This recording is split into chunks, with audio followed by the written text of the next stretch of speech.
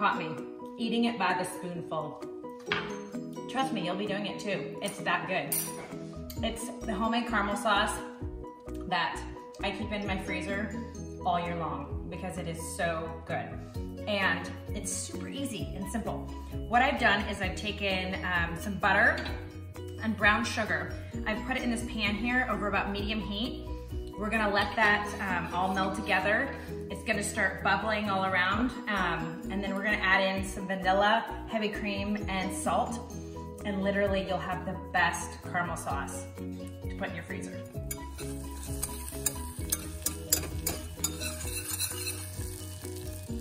Okay, so this has been about a minute or two.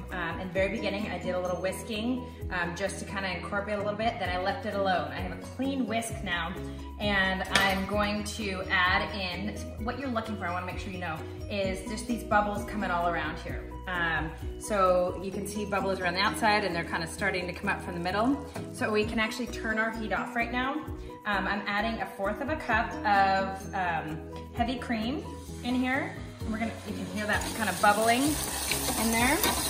And then what we're gonna do is we're gonna add a little bit of vanilla extract as well.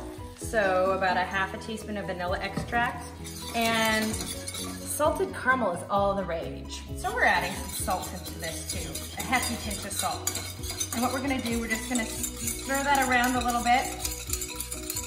And it's all incorporated, and now you have the most delicious topping to anything.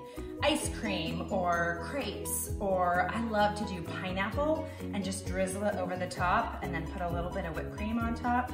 The possibilities are endless. And you can also double this recipe and keep it in the freezer for several months and just pull it out, scoop it out, pop it in the microwave, and it's ready to go just like this at your fingertips. I hope you guys enjoy this caramel sauce recipe as much as I did.